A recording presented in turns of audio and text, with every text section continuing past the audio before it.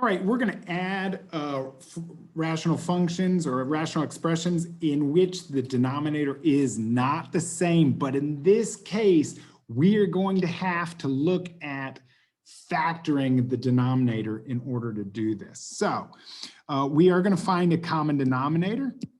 Okay, that's going to be our key to doing any kind of adding and subtracting of fractions.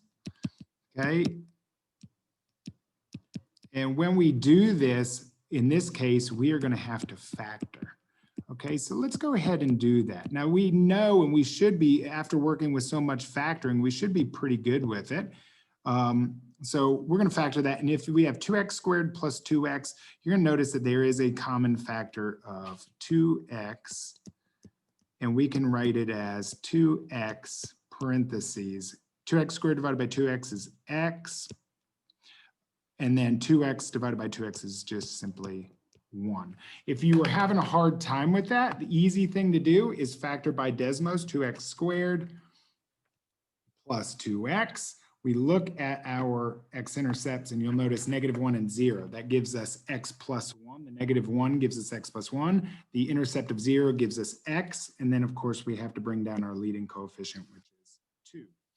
Let's go to the next one and we'll factor x squared minus 3x minus 4. So x squared minus 3x minus 4. And we look at our x-intercepts, which are -1 and 4. And we put them in as simply x plus 1 and x minus 4. I look for a leading coefficient and there is not one, so I just leave it there as 1. Now we factored the denominators. I'm just going to bring down the numerators because I've not messed with those yet. Okay. Once we have those fully factored in the denominator, we're going to go back to what we've been working on, and that is finding that common denominator.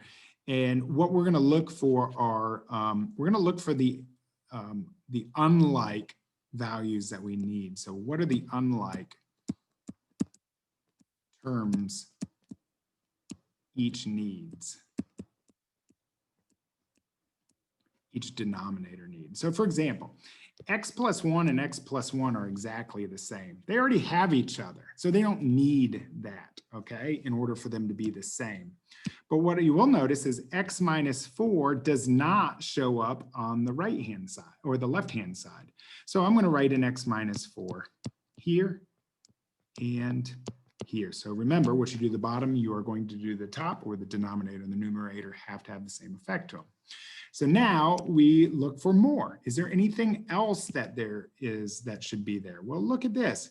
X plus 1 is the same. X minus 4 is now the same, but this has a 2x. This needs a 2x. So I just bring the 2x over. And I say, okay, that's a 2x. That is a 2x. Okay. Notice the denominators are 100% the same now. I have a 2x. I have an x plus 1. I have an x minus 4.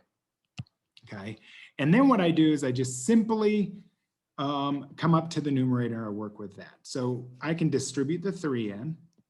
So I get 3x minus 12 plus 5 times 2, which is 10x. And once I have that, I just start adding things together. I have 3x and 10x. That gives us 13x minus 12. Over 2x, x plus 1, and x minus 4. Now, I do go ahead and when I'm looking at this, I say, okay, 3x minus 12. Can I factor anything else out of that 13x minus 12? Nope, I cannot factor anything out of that. So that's simply factorable, simply not factorable. And because nothing is the same in the numerator and the denominator, I think we're done. So what I'm going to do is I'm going to check that. Okay, and when I check my work, I just simply type in what we have, 13x minus 12, parentheses divided by 2x, x plus 1, and x minus 4. Now, remember, okay, and x minus 4, let me put that in parentheses. Now, we know that, there's our answer. There's the original problem, which is stated right there in purple. We know that when they're exactly the same, they are 100% equivalent to each other. And so you can tell that we have just added rational expressions and they've come out as equivalent to each other. So remember, you have to factor the denominator and then start looking for those unlike terms that each needs in order for them to be the same.